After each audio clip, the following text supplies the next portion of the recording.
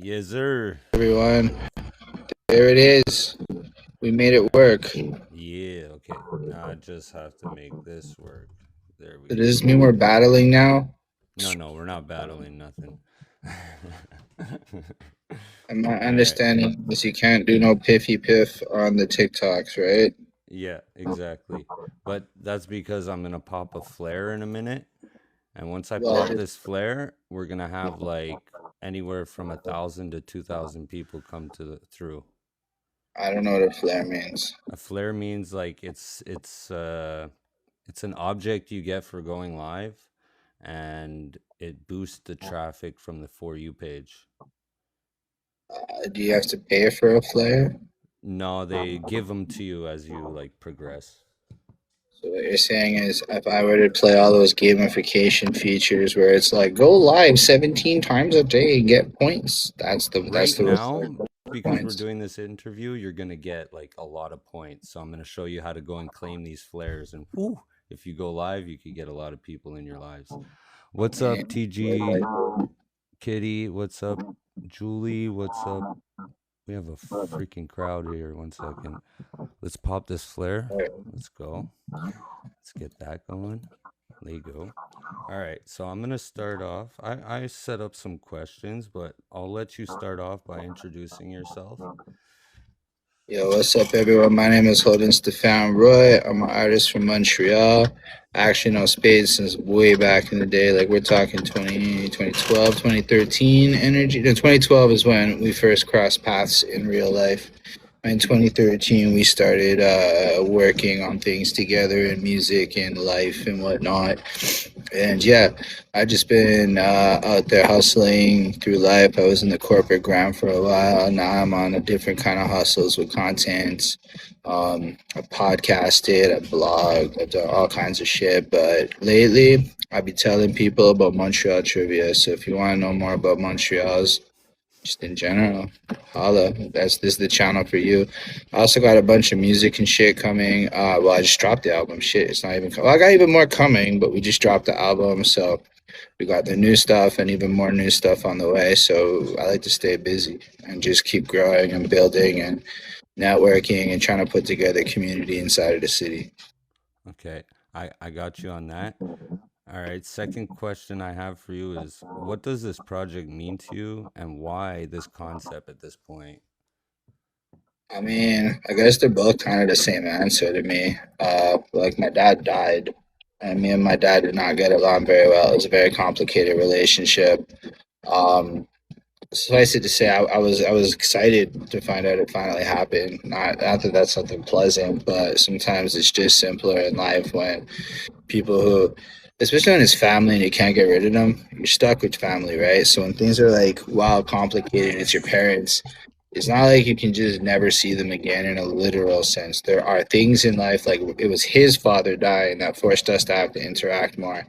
Then that fell to all kinds of crap. So my grandfather died on Christmas Eve in 2023, and then that made my dad lose his fucking mind. And then in 2024, on December 15th, he passed away. But that was almost like a permission slip to be able to say whatever I needed to say because he's dead now, so he can't hear it. Yeah, Because that yeah. was something like when they're alive, you're like, yo, do I really want to put that on them? Like even with my mom and shit right now, like she felt bad she couldn't come to my album release because of the stairs, and then, like she was just worried I'd be mad at her because when your parents get older and shit, they start worrying so much about like The you little almost things. Yeah. or like staying in their life or something. Like I don't know, like so like they just don't want to upset you, and so like you gotta like really be conscious, or you don't have to be. I was conscious of that, and then yeah, basically, with him passing, it just kind of let me start writing and creating this project, which was meant to really describe my emotional state of dealing with him, and then kind of what happened after and how I dealt with his death, all things considered. And so, yeah, I think that kind of answers the question because the timing is related to that, but it's also the inspiration at the same time. So they're kind of both the same thing. So what I have to add with you with that is like I really resonated with that part because like I had the same toxic relationship, but my father's still here. So like I can't Right. go and like make a track where I say I fucking hate you because he'll probably come to my door and try to fight me. That's the toxic Right. relationship that we have. Like it's fisticuffs and it's always about stupid things. So I don't have the choice to be like, "Yo, fuck you, dad," cuz my sister's going to show him and I'm going to have to fight him in front of my kids and I don't want that. That would not be Nobody cool, you needs know? that energy. Nobody needs that. So Um, you kind of touched on it and I was going to touch on it myself. I was going to say like I've known you for 14 years and I actually didn't know half of the stuff and learned that on the spot at your show. So like kind of changed the connection that we have, especially because of the ups and downs that our personal relationship had. I find I connected with you in a different way because of this album, and I understand where you came from at the times, which actually made me like wake up to say, oh shit, he was dealing with like the same shit that I was dealing with, and if we just talked, we could have actually talked each other through this shit, which is kind of, right. you know. Which is honestly a little bit why like the project even exists. Because let's be honest, if you're a dude over 30 in this world, were you really encouraged to talk about your emotions and to deal with things in a healthy capacity? Nah. Like we were taught to bury emotion and embrace whatever vices made life worth living and all kinds of other toxic, unhealthy bullshit instead of taking a look inside and like, yo, like, I mean, it's weird now because, like, especially with Gen Z dudes, they just be so like, well, they're a lot more willing to admit things are wrong than we ever could have been. And it's like, so I just think it's important to maybe live by example a bit and like, all right, bet if we're all supposed to do this, then maybe we should. This is a way to do this publicly, you know, like speak about real things. Like it's like there's so much vapid bullshit in the world, but like men going through fucking daddy issues and parent issues is probably a lot of the men who do some of the worst shit out there are probably just people with fucking unresolved daddy and mommy issues. It's true. It's true, and that is factual. So now we're gonna get into like the album and the concept behind it. So like in the first track, my question for the first track is that song like a collaboration of like the growth of Holden, or was that like all clips Nah, from this album? well, the first joint where it's just all the clips, Yeah. those are just every song I had ever. Those are the parts of every song I had released previously where I had referenced him. So it's like Okay. looking Yeah, back that's on what I my thought. music That's career, fucking cool. because it's called memories because it's like those are the past moments where I touched on him, so you could kind of see how I previously spoke about him. It was very soft. It's very light. It was very like top level. And then what I really like is because one of the lines is, "Upon his death, I'll truly speak." And then that's how I ended it. So it's kind of like a whispery sound, and then it just goes right into the next song. And I'm like, nah, that's perfect. So I knew that one had to be at the end. But otherwise, honestly, we just kind of like threw them together. Yeah, It you wasn't just that like much thought thought them that went into together. the Yeah, order of them. understandable. It was just important to include like all of them. So I literally had to listen, and y'all don't know this, but I released a lot of freestyle songs. So I had to listen to something like 100 plus songs, go through every last fucking one of them, only to realize that I only really talked about them on a couple projects ever. Oh Anyway, shit. Yeah. So okay, so next I'm not gonna do this the conventional way people would interview you for the project because I want to deep dive and I pick don't get topics. interviewed on my projects a lot, so I don't have a conventional. This might be the first time So this has happened. it is what it is in that track. A bar that stuck with me that popped like really bad and it hit me is like you won't hear my truth. Can Yeah, can you elaborate like how yo, because you this process man. that track? Well, because anyway, that particular line is just the realization that along the way, like he had built up this narrative of who I really was and who he believed I was, and that wasn't really based on real life or anything because we didn't really talk like that. And to his defense, I made no effort to go see him because going to see him would be complicated. So it's like when we would talk, literally, I could say anything, bro. Like I could pull out a pie chart. I could make a really beautiful PowerPoint that could explain things to him. And no matter what, he would just hear what he wants to hear, right? So it's like this realization that like, yo, no matter what. And then you add in the finality of death, right? So now it's kind of like a double in that sense because you're literally gone, and no matter what I say in this moment, you're fucking not gonna hear it. I got another one. I just didn't want to cut you off, so I just I don't know what that means with the hat, but run it. yeah.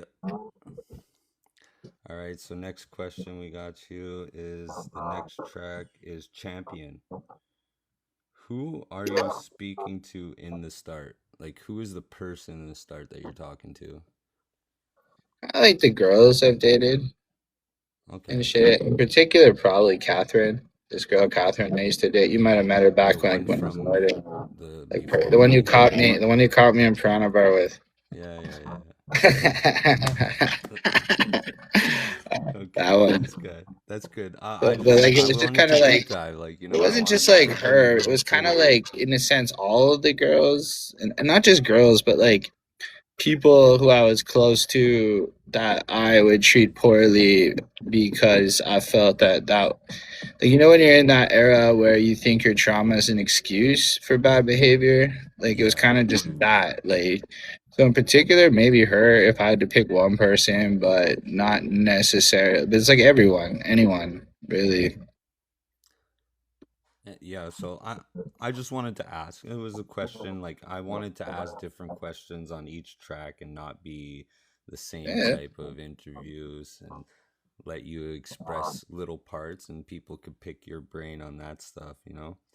So, in I Hate You, do you actually still have hate for him? And I don't know that I hate him quite like I did. That song was meant to be a little bit like thinking back when I was younger, and I really did feel a lot like that. Even before he died, I didn't really hate him. I didn't like him. I still don't like him. If he was alive, I would still actively not like him. But I don't hate him. I feel sad for him, if anything. I think Quebec failed him. Like he did not get the mental health he needed. He did not get the physical health he needed. They just treated him like a fat poor guy, which is a real thing. And ultimately, while he could have made a million choices to make his life better, the world is not kind to high school dropout, anglophone, fat welfare cases in Montreal. It's That is a sad. surprisingly hard thing to bounce back when you're all because now you can't do no physical labor shit. And again, I'm not making excuses for him. It's an explanation. Yeah, So I felt bad for for him. sure. Exactly. No, we Like had if to anything, speak it's like unknown that's terms always on it. been like it's like a hashtag goals, but goals I'm trying not to be. Yeah, for sure. So, in spinning, a lot of people are going to resonate with this track, and a lot of people, including myself dealing with a lot of social anxiety and self doubt a lot. This track, are you still dealing with anything you were talking about on this track? I mean, I still go back and forth on especially commitments with people. Like you are like expect like I don't know. You see those people who are able to just manage like 1,000 relationships and do everything, and I'm like, I don't know how the fuck you do it. The answer is personal assistance, but in reality, when you're not there, like I struggle a lot with overcommitment to projects, getting excited. Like even now, there's multiple people trying to work with me on different things, and I'm like, oh, there's a lot of you. I don't know how Yeah. to balance all this shit. I'm like, yo, I don't even know how. Like, yo, the number of people in my life goes up, but I don't think it's the same level of escapist immaturity that I was trying to put forth on that song, where it's just like as lost as it is, as malicious as I feel like it was. So it's like, do I still struggle with some of the relationship things for sure? But at least now it's from a place of, yo, I just got a million views type energy, not, yo, I sat there and smoked too much weed type energy. That's good. That's a change for real. So, I had to dig on that. My father's son. Do you feel like you are like your father, or at some point you were like him? Absolutely. All of us are. Anybody out there that's gonna act like they're not like their parents a fucking liar for the most part, unless your dad wasn't around or some shit. But if you grew up with that person, you just Yo, they always said that shit when you're young. You're gonna turn into your fucking parents. And yo, like on some real shit, I just look at me and I look at pictures of him at that age, and I'm like, oh, that's weird, bro. It's weird. Even down to the choice of the beards and shit. Oh Like, yeah. it's just crazy. And I didn't do it because of him. It's just what worked for me. And I'm sure wild girls were telling him that's what worked for him, and that's how he ended up there. But yeah, like there's a lot of parallels and similarities between him and I, but also there's a lot of differences because well, my mom was a huge influence to me as well, and that got my mom's smart and practical in a way where my dad is Exactly. emotional and destructive. But my father grew up with no father, which is something I really wanted to convey in that song. Is that well, like I kind of had a shitty father. He had no father, you know? So like it's slightly different Yeah, than it's like the hard to find situation. somebody that had nobody. But like we still have a lot of the same vices, a lot of the same things. Like there's so many ways where I know even the way like I can like navigate conversations and shit. If you had us in a room, it's like two of the same person talking. So like it's just like then there's like usefulness to society upon which he gave up in life and I never gave up in life. Okay. But it was For around me, 36, 37. That's the age he quit life. oh And yeah. I'm when I was at that age, I'm like, bro, this is the age you quit life, and I'm not quitting life. Fuck your mother. No, not his mother, because it's my grandma. You know what I'm trying to say? For me, like on the same level that like I don't I don't see it on the same factor. Like I don't feel like I'm like him anymore. But when I was younger, like younger Spades, like when we were chilling Spades, that was my father. And I find through the past few years, I made sure that I swayed from that person and who I was so badly that I like had to walk away from everything to rebrand myself as not being the asshole, you know? I'm trying not to be the jerk. I'm trying to be the open minded person, trying to give everybody the benefit of the doubt. But you can't give everybody the benefit of the doubt. You get shafted that way. So I'm picking and choosing as I go. Like, woo. All right. Yeah, So next is a specialty in my chat. Everybody liked this song. Without You, they really I, liked the hook. I Everybody was, was I was jamming like, to it. We were all jamming to it at the party. it's crazy too, because that's the first that's one of those songs where like when you make it, like people are gonna be like, "That's you? Like, is this even the same artist?" Exactly. Which is Like, a what was little bit the? of How yeah. did you even think of the concept? And Well, for one thing, I've been working on trying to actually sing. Okay, when I say working on, you have to understand that does not mean taking lessons because I'm a stubborn motherfucker. It no, means it means doing self things taught. like singing creep in the shower until I can sort of hit the notes properly. And like that, have like this, I learned a lot, but over the last couple of years, I've really been able to like I can sing well enough that with mixing it sounds like Without You, and I can do it live. Like I That's can, what's up. so I can do it like that, and then I can now learn the song what it's supposed to sound like because I have myself recorded properly and I can match my own vocals. That's one of the only songs I'll perform with the vocals under me because I think it's a better performance for me to have the full reference. And it's really singing like that. It's not like a rap.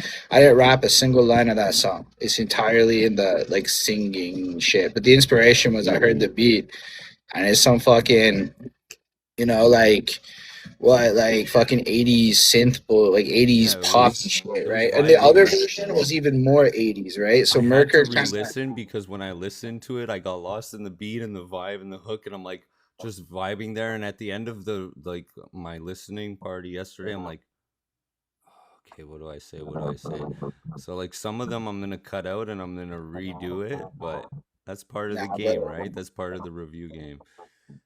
but not for real. That one was really fun. I did a harmony all by myself. Nobody told me to do my own harmony. I was like, yo, because anyway, it's at the end of the first verse. You hear me go, something like that at the right before the chorus. That is like anyway. I was having a lot of fun with it, and like I'm not really a singer like that. It's something that I will be doing more singing though in a shitty capacity, like We'll Billy get Corgan's back my. to that, okay? So we're not But, gonna get into that yet. I'm gonna let you but plug like, yourself at the end. We're gonna get more but plugs in at the end. well, nah, I Right meant now, there's like because in we have so general, many like people in the yeah. room, Yeah, I sorry, want go to on. introduce. We're talking to Holden Stephan Roy, and we're talking about his new EP, not EP, Album. sorry, album, hashtag Daddy Issues. So Yes, we're sir. like halfway through the track list now, and everybody who missed the first part, I will be posting it on YouTube. So don't worry, you guys will get all this juicy stuff that we talked about tonight. And now you can continue. Sorry, dude. Yeah, no, Hey, I don't know. It was a fun song because it's very unlike my catalog. yeah, it is. It was very out of your range, and I think that's what made me vibe with it more because I was like, okay, whoa, But that's what the album's supposed to be, right? Like the one thing I exactly. think, like, just as like the thing I'm most proud about this album is that you can't really be like these two songs sound the same across No, the that's whole true. thing.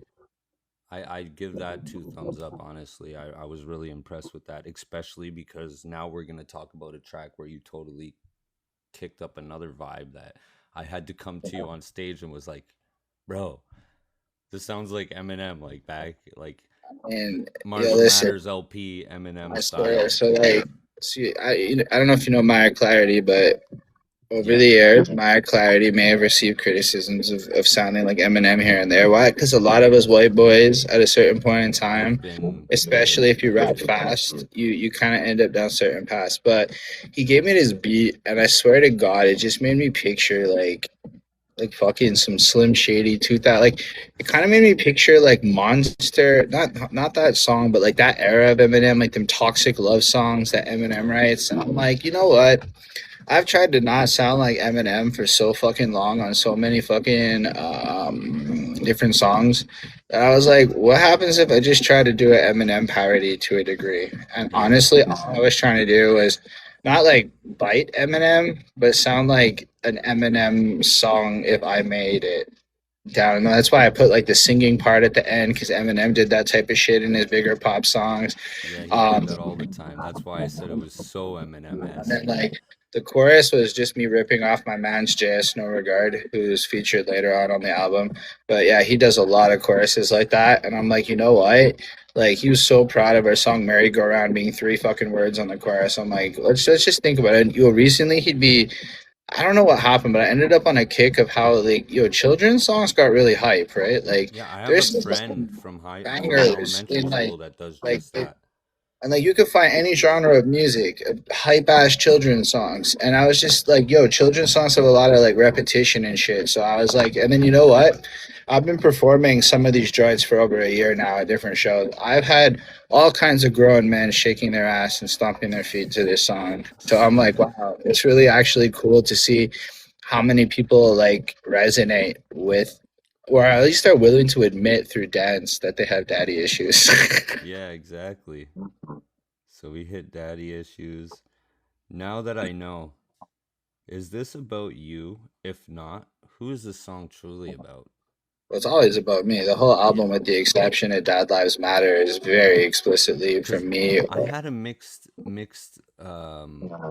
But like, I was feeling basically with it. kind of like thinking about my first Christmas with Bonnie, my girlfriend, and like we pulled up and Okay, like, so I did get that. I got vibes that you were talking about the girlfriend there and how she but yeah, changed your so like, life and showed you what a but family like, was. but it was like, yo, because it was really to kind of talk about the jealousy and the resentment that comes from entering a loving situation where things are like, bro, we got like $2,000-3,000 worth of fucking like a microwave. But it was like, I was like, bro, what the fuck is your life, right? Like, you got this every year. Like, what the fuck, bro? Like, I wasn't going through none of that shit. Yeah. And then like the second verse was like literally I just kind of made a one liner about all my past girlfriends and then kind of talked about my family. Like it was meant to be like, yo, listen, like my family did what they could. Cause like I didn't want to be unfair. Like like there's a line about Park Safari because we got to go to Park Safari and like we went to the last home games the Expos ever played. So like in hindsight, like yo, we actually did do shit. But like when you compare Christmas with people, bro, that's when jealousy's real. Yeah. And so No, I feel that you. chorus was like meant to be like yo, you're amazing and all this shit. And it just was like a whole thing. Like now that I know what you went through, it made me reflective. Like it was like now that I know, it's like, well, now that I know what life could be, it's complicated. Like you think it's gonna be good, but it's complicated. And I think that's relevant too, just to go a little meta with it, because that's a key part of the homelessness conversation. People Yeah, think if you just supply housing that people are gonna make better life choices. But that's not no, true. it is complicated. So what do we do when we So give them the I better know house? you're a Uber driver and a Lyft driver, so you definitely pass by the Tim Hortons at VSP. Yeah, here and You there. know, there's a guy that looks like he's a Jedi, right? I guess. I There, try he's not to always go in a back. big robe, a black Okay, robe. actually, yes, yes. Okay, that guy, he's actually rich. His family is filthy rich. They own houses all over Lachine and buildings all over Lachine. He got into a fight with his brother and he ended up on the street and he has enough money to get off the street. He chooses not to. So It's just sometimes it's not it's about housing. complicated. It's just a lot of the time it's not about housing. It's about society paths.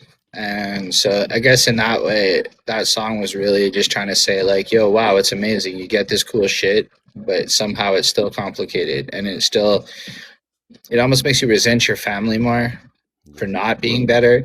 But then like that's not fair anyway. So it's like that's kind of where I was going. That's where my head was at least when I was writing that song, because I was trying to really touch on like, okay, so cool, like you have daddy issues, but what does that really mean? Where does it really affect your life? Yeah. It everybody has daddy issues or mom issues or could be uncle issues, brother issues. We all have issues. We all do. And that's like when you talk about your problems, that's where the connection really hits people, right? That's where you build connections with people. Oh, I dealt with that too. I had something similar. Maybe it's not the exact same thing, but frig, man, I connect with you because that there was that one time, man. That's all it takes is that one time, that one connection, and then you just built a new fan for life. Next up, we have a song about your mom. And Or, was yeah. this song inspired by the interview with Destiny Manifest? No, I wasn't. I'd actually written it before I went on that trip. Okay. So I did that in November, but I already had that song idea. Like basically, I wrote like six of the joints right away, and then somewhere in the summer, because like it took a couple of months. Now we're recording. Now you're trying to find new beats. Like once you start getting into the album, it's like, yo, the first half is really easy to write, and then to turn it into a full album, you need to really take the story and go somewhere like with it. So the only song on the second half of the album that was written in that period is I don't hate you, that I wrote early on, but the rest of them were all songs I kind of had written after the dust had settled, so to speak, emotionally and everything. And I had this realization that it's not fair to talk about, or it wouldn't be right to just focus on negative bullshit and negative petty things, because I started considering my role as a 38-year-old in society and like what we're trying to do with music, or maybe I was 37, I don't remember, same bullshit. But like we're sitting there and like what do we really do with this? And I'm like, you know what? In spite of everything, that dude had pretty good taste in women because he had my mom. He chose my mom, and she's great women. And yo, even in a lot of his fuckery, like he always admired strong women and shit. So, and he didn't die alone. He managed to die next to a woman. So, yo, like, what can I say, bro? Like, if you don't die alone, that's one of the biggest blessings in fucking life. For So, sure. no matter what shit I talked, he didn't die alone. He managed to show that as long as you can respect a strong woman, your life will too, at least somewhat get better, even if I disagree with the choices of women in his life Yeah. beyond my mother. Okay, now this song came in clutch when I heard it. Like I was not expecting. I didn't look at the who was on the track at first and I just like tap play, don't look. Every verse that hit, it was like another slap to the face. Like, wow, shock value hit me every time the verse went to a next person. How did you come up with the collaboration and the order? Because not only was the collab really good, the order just made that song work, I think. Well, I realized that in the same vein of trying to make a complete album, it's kind of petty to write a whole thing and not have a single dad say anything about being a dad. When everybody, I'm at the age where, believe me, I know how complicated dads are. Being a dad is. Every single one of my dad friends has come up with a million reasons why being a dad is complicated, especially when they're trying to cancel on you. It's just a fact. But so what I thought about too is like if I'm gonna do this, what really it doesn't matter if they were good husbands or boyfriends. What matters is that they were good fathers. So I knew that each of the artists featured Tech Luciano, JS No Regard, and Merker Miyagi are great dads. Like Merker's still with her and they're happy, so easy peasy. I know the other two's mom. I know the moms in the question, not like their moms, but I know the partners they bred with. Exactly. So they have both assured to me that regardless of whatever personal dramas, that they are excellent fathers. And but with the case of JS, I've just watched his kid grow up and shit. So like I know that they were good dads, and so I was like, well, what the fuck am I supposed to do on this song? So I just stuck on the chorus and asked questions or made statements and been like whatever I did there. But really, the whole goal of this song was to have three dads. They got the same mission. You have to write about the complications that come with being a father, and that wasn't very deep. They made me come up with a chorus. I whipped one out of my ass in like 4 seconds, and then that's what we used in the actual song. I really didn't try hard on this chorus, to be honest. Oh no. But yo, as far as the order of shit, it was just the most organic bullshit. These three men wrote three separate verses without talking to each other, pulled up in the studio, and everybody just agreed where everything was supposed to go, except Jazz wanted to not be last, but it just made the most sense in light of everything. And then he said fine. And he was worried that nobody would listen to the end, but I think he is nothing to worry about. This is one of them joints. You know, it's 5 minutes, right? It's a Yeah. 5 minute It doesn't fucking matter. song. It doesn't And it's matter. one of those joints where, like, yo, as it goes on, it's just like, yo, they There's just kept different saying aspects, interesting different, shit. yeah, Like, Tech Luciano focuses on more personal and introspective trauma, and then Merker is like the responsibility and balancing the burden of life with being their role models and hero. And then Jazz just spoke to the black people. I mean, that's how I could Merker put it. Merker killed it. I find Merker killed his verse the most, but Yo, nobody bragged. Blaster lost his mind over fucking Jazz's verse. I never seen him react to a Jazz verse like that one time in my life. Like that's what I mean. Like yo, and I'm just Yeah, watching this all the I don't time. And even then know who that was. my Like biggest song, heard him because of you, so biggest now I have song, to really go and gonna be the check song out. where I'm just on the chorus.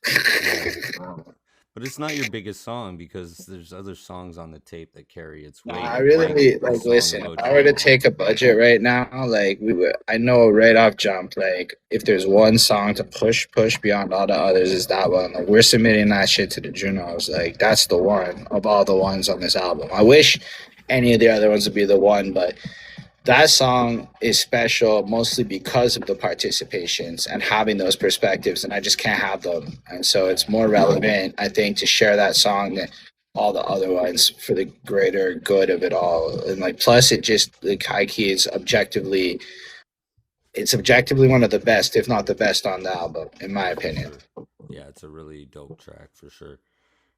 It's up there. I think it is my top track on your album. I think it goes from what I remember, Dad's Lives Matter, Strong Woman, and then it was Without You because of the hook.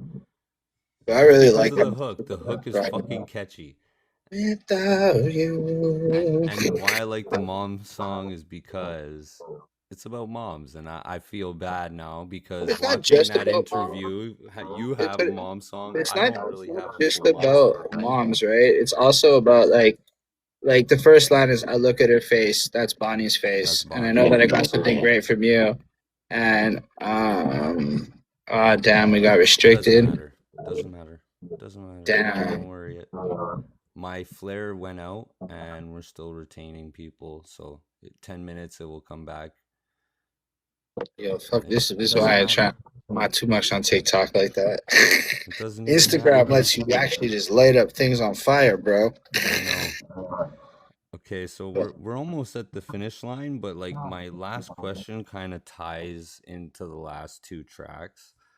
Was this I Don't Hate You, was that the final like heal song for you, or was it Scott Galloway's Knowledge that really helped you heal? Can you repeat the question? So I said, and I Don't Hate You, was it that song that truly like finished the process to healing? Nah, Or was definitely it Scott not. Galloway's Knowledge, like what you read in Even the books? well, it wasn't even the book. Some other podcast. I listen to his Okay. podcast a lot. He talked about it for like 4 months straight. It was like you always talk going on about it. But I don't even know which of the songs, to be honest, is the real answer to the question. I don't, because by the time I wrote Scott Galloway Says, I wasn't really feeling it. So like it was before that, and it definitely wasn't at the I Don't Hate You point because I wrote that in the first round of writing for this. So like I don't really know when. It just was something that happened as time went on. Like like life moves on, and in that case I was making more money and things were doing very lovely. It was a pretty solid period of time to be, but nah, I don't know. I don't really know when exactly it happened. I don't think you ever really do. You just all of a sudden don't feel it. But to be fair, It's it not wasn't really really fully it healed wasn't yet. really a miserable process of his death. His death was joyful for me, right? So like it was just more trying to like take the trauma and do something with it, take the feelings and do something with it so that I don't have to sit on them anymore. So like it isn't really like, oh, I was so fucking sad and then I wasn't sad no more. The healing, I guess, is just a lifelong thing. But somewhere along the way, I suppose it got simpler. I talked to my grandfather like a few weeks before he passed, and he was telling me, you don't heal. It always stays. The pain, the mistakes you make, you don't heal from those mistakes, and they stay. So it's not about healing. It's kind of like you have to have a certain level of forgiveness, and once you have that level of forgiveness, like eventually you could not forget, but cloud it in your mind, so it's not the first thing you think of, right? Right. And I really thank you for coming with me and talking about your album. And we're gonna get so much clips out of this for TikTok. And uh, I'm gonna let you plug what you have going on, from clothes to the new tapes Yeah, I that you're mean, working on. Like, basically, yeah. So for the next little bit, I mean, the main focus is honestly my content because it's growing like nicely. So if you do care about Montreal history and trivia, definitely follow. So that's going to be the main focus. But mixed into that, we have a new mixtape thing coming. Me, my man Chris Chrome, and my man Sid Gann linked up and made we're calling it a boy band because nobody really wants to pull up at rap shows anymore. So we'll just call ourselves something different, and then maybe y'all will want to come to the show more. Basically, we're trying to focus on a more fun experience because a lot of people are trying to go out to have fun. Like, let's be honest, 9 times out of 10, when you're trying to go out, you're either with your lady trying to have sex later, or you're trying to find somebody to have sex with for later. sure. And so, a lot of grown men in their 30s rapping about why they're the best rapper is a serious panty dryer in my experience. And Yep. so, I'm trying to go where the panties get moister and not more dry with the musical situation. And we've been listening to a lot of women and trying to really just like go into more queer friendly spaces and really just explore like what is fun. How do you bring that in? Like I'm 38. I either got to be fun to be around or nobody's gonna want to come to the party. Like you can't. Yeah. Even this daddy issue shit. Like it's cool, but it's like it's like a tough sell to make people come out for because it's like not as fun of a subject matter as other I things. find it is fun that, like, cause you did one. I think if you let this cook for a bit, we drop all these vids and stuff, and you were to do another little get together, and not a release party, but another get together where you're playing your album and you're not sitting there explaining it, where you're vibing with everybody, I think it would work, if not with a It few could. mics. But it's more of like an introspective experience, right? Whereas I think what we're trying to do is get to festivals and more upbeat, more fun, more interesting experiences that people seem to really want to go to instead of trying to define what fun is. It's tap into what fun is and what do we find fun and how do we bring these things together because I think a lot of us forgot how to have fun.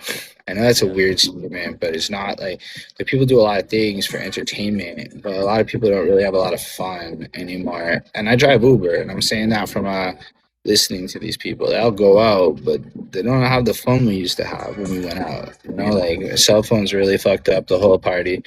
And then yeah, I we're think trying the to figure lockdown out. thing really fucked up everybody's Nah, party. bro, it's to tell you, it's cell phones, bro. Because you know what the number one reason why people don't dance is, according to the stats?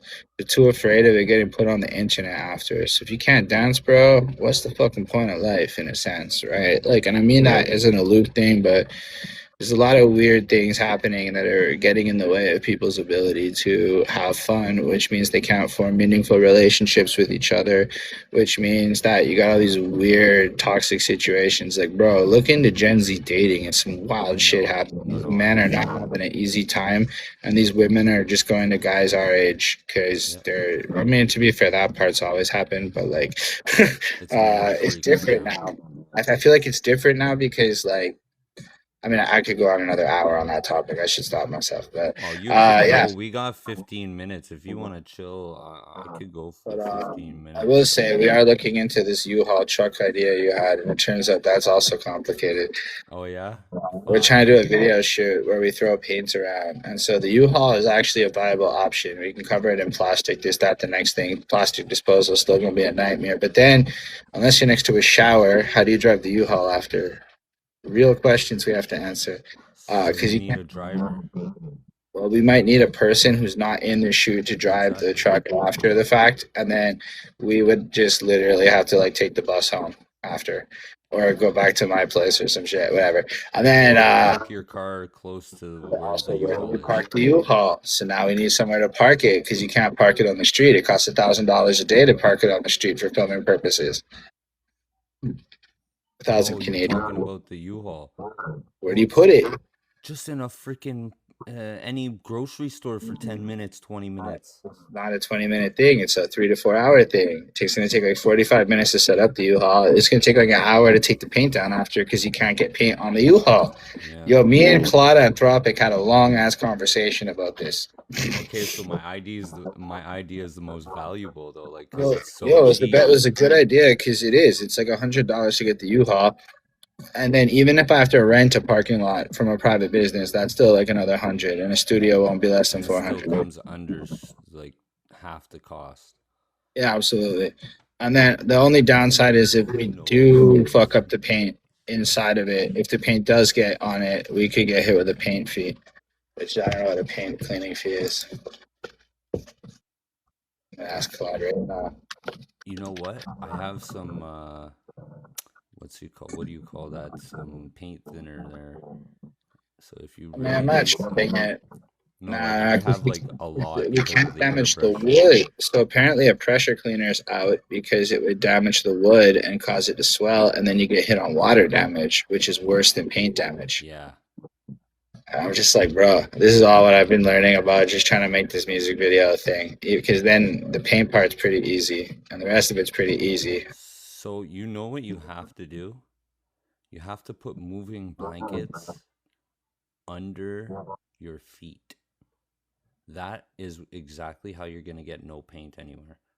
There you go. I found you the solution. Put moving blankets or some form of blanket or sheet or something that's going to Gotta absorb. be thick plastic.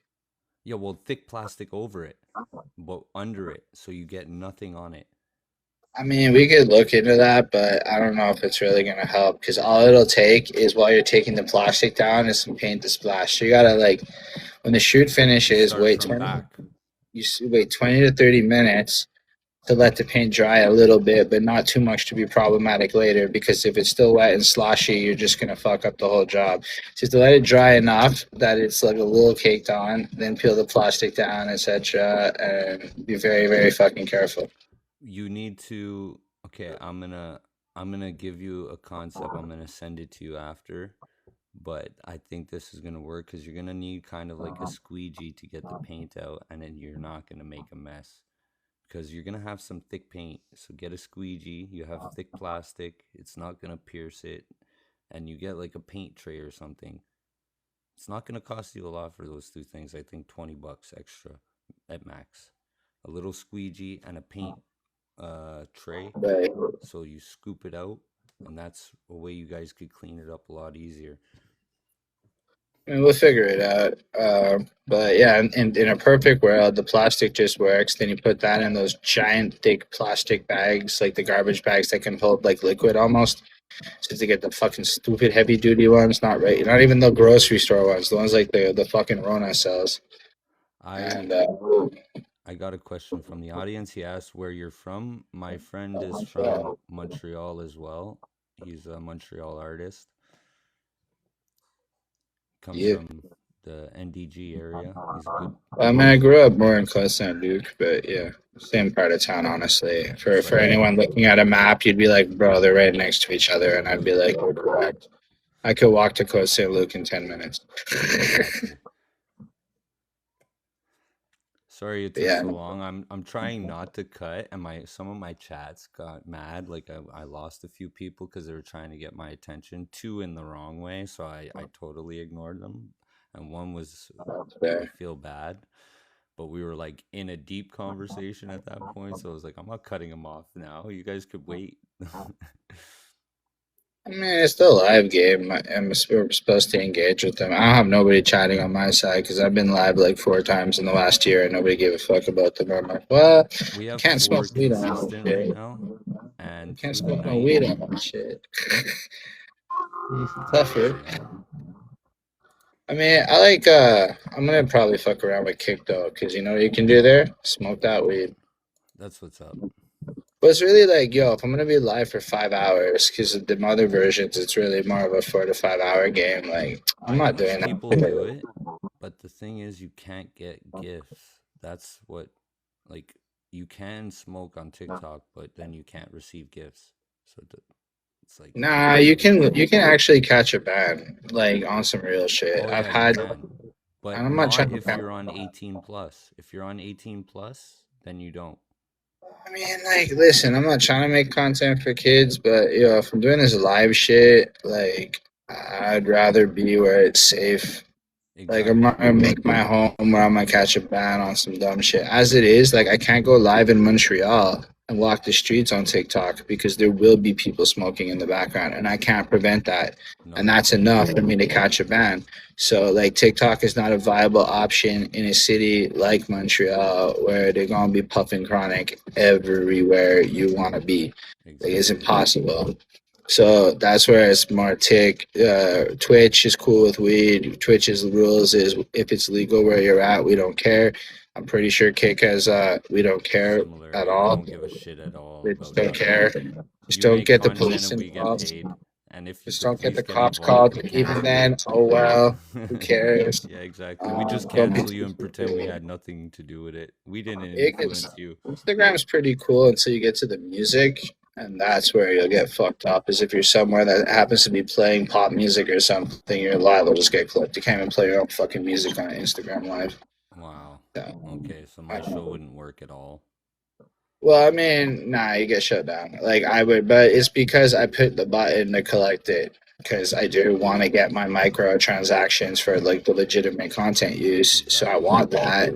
But like then because of that, I'm not allowed to play my own fucking music because Instagram is corny. Yeah. But I They're all mean, corny, trust me. like, I've got people listen. flagged on two of my own songs here on TikTok and they barely flag people on songs. And you know what song it was? No, nothing. No, This nothing got one? flagged. It's so stupid. Like my biggest song, you flag it. You fucking bastards. But yeah, that's kind of why I don't know. I mean, but I get TikTok's cool for what it is, and I like TikTok as like a content posting platform where I can put little happy faces in front of shit if I have to. I'm starting to really enjoy the community aspect of it. Like the community I'm building around this movement is like it, it's crazy that I got people that came from 5 years ago coming back and like I don't know, the feeling of that is just you can't even explain it. It's gratitude all the way. Like you guys waited 5 years for me to come back, and then you come and join me as soon as I come back. Like I'm the first person you want to watch. That's fucking amazing. That's a Yeah, good it's feeling. dope. I feel that. I just like it more through like the content side of it. Like I'm gonna do lives. It's gotta be authentic to life. I need to be like not having to police myself, or I don't really want to do it, or it's not gonna work. Yeah, Like exactly. maybe for an hour I could live with it. Well, Like for that's an what I hour. do. My show's an hour. Unless I'm doing battles, then I go over. I'm not trying to do it from home anymore. I did that Yeah. for years, right? I love being outside. Like that's why all my content for the most part is outside. Like I have to leave my crib So like even and at times where you're like working, plop up your phone, do an hour stream while you're working. Don't even pay attention to the screen. Just show face, and you'll get new people following you, man. but I mean I guess again we could discuss go back and forth on that, but I'm not sure that that's the route like I want to personally No, grow by. I understand There's that. channels open to it, and like if I'm gonna build a live community, I want to build a live community of people who want to talk to me, not people who want to look at me. If that Yeah, makes sense. Like for sure. I want a certain type of community. Like people, like yo. In the past, I worried about getting numbers of any capacity, but like yo, really and truly, if you can get even three or four people that can just engage with you right way. Like, bro, I could hold on a 7 hour stream with the same Oh three yeah. people. I have like 5, 6 right now, and it's a very nice feeling to have 5, 6 people that come in regularly. So you always have somebody in the room when time's dead. Yo, I like how your TikTok keeps trying to tell me how vaping nicotine is bad for me. Bitch, Yeah. I know it's bad for me. I It's like I better than said, it doesn't cigarettes. matter. The show's almost over, and we got like the content here is not for like monetization for me here. It's more for the clips and everything, and we're gonna have a lot of fun with that. Like I'm posting this on YouTube, Facebook. I'm gonna do it Instagram. I'm gonna do what you asked me to. I'm gonna post it on all Nah, platforms Instagram's hype, bro. I mean, if you just post to it on get it out there. Instagram, you can invite my music page as collab. Not the Okay. main page, but the music page is collab. Yo, that's the one thing is what I've learned is if you ever do this shit from a content perspective, you see everyone ends up with a music page and you start wondering why, and it's like, oh right, because when motherfuckers like you for trivia or food or whatever niche starts working for you, they ain't gonna give a fuck about your song right away. You gotta go Yeah. put all that song content somewhere else to grow that audience. Well, But I'm yo, you about to see, get accepted for a musician on TikTok, and it's a rough back and forth that I've been having with them. And as soon as I get into this agency now, because now I'm yeah, going in an agency on this account too. I'm joining like the biggest agency on TikTok now. that's dope. It's I called mean, Recapture. They're apparently the hugest one, and I'm like, oh yeah, well get me in. yeah, no, I mean, I'm curious to see what it does for you and all that. Meanwhile, I'm gonna go out here and talk about random Montreal shit. Today we just recorded a series, a tale of three bands. A band is a public is a bath or a pool. Okay. 'Cause there's Bay Morgan, which is this beautiful building in Hochelaga, but it was an old school public bath that got turned into a real swimming pool. And there's Ben Matsu, it's an old school public bath, and it got turned into a concert venue where you can there's a lot of raves and shit happen there. Oh shit. And then to make it even more fun, there's Ben Colonial. It's a homosexual sauna. Oh my You god. go through this series with me, these three videos. You get to the third one, it's like, and this is where the men go to have all the sex. And Did that's you the type of already content. release these videos? Nah, this is upcoming. We recorded two out of three of them, and then I fucked up my gimbal. Okay, so I was about to clip this because this is a juicy clip that people would really like. So I'm Ah, gonna listen, wait. You tell me when they all come out, and they're gonna I'll. come out within the next week or whatever. Okay. Whoever's watching this, if it's not out, it'll be out. Like you can wait. You follow me. Yeah. Exactly. Well, I'm gonna tag you on it. You But want yeah, the so Who the like fuck to tag that one, right? that would be this would be like main page shit. Anyway, I know it's right. So anything who the fuck is like what we're doing there is main page stuff. Okay.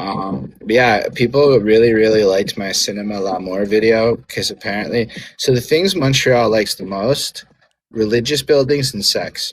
Yeah, that's why I told you go up to Rigaud. They have a huge church, man. It's so big. It's on a mountain. There's so many. Yo, like even just today, we were looking like on Ontario Street by fucking Frontenac, somewhere around there. There's just this beautiful ass fucking Buddhist temple looking building. Like there's just so much shit in the city Oh, there still. is. It's so diverse. Our city is like diverse as fuck. Honestly. Yeah, I have no idea how many Hello, people everybody. are Thanks for alive. coming in. People get ranked on their lives. I'm Yeah. I'm all the way in the bottom. Oh I have yeah. no plans. I'm not trying to rank. I'm I I'm in D2, I think. Yeah, I'm in D2, baby. We ranked up yesterday. Let's go. I'm just out here. Oh, I'm level 0. Nice, nice, nice, nice. Well, because you haven't done it. Now that you go, like, okay, I'm gonna send you a message after, like a screenshot to show you where to go, and you're gonna collect all this stuff, and it's gonna give you, it's actually gonna pay you today, like, not a lot, but it's gonna pay you like 10 cents because of all the boosters. But I'm gonna explain it to you so you could get all the boosters, and you'll go up from like level 1 to level like 10, and you'll get a bunch of shit. There. I mean, I'll take boosters. I don't really know how I could fit TikTok lives into life right now, but I'll take all the boosters I can get. Well, as long as you don't claim them, they don't expire. Right. Fair enough. So, yeah, I don't know when you end your thing. We could wrap it up right now. I don't mind for sure. So this was a interview with Holden Stephan Roy. I'm your boy S to the S. This is the Lit Lit Radio Show, and we are out. Have a good one, man. Peace.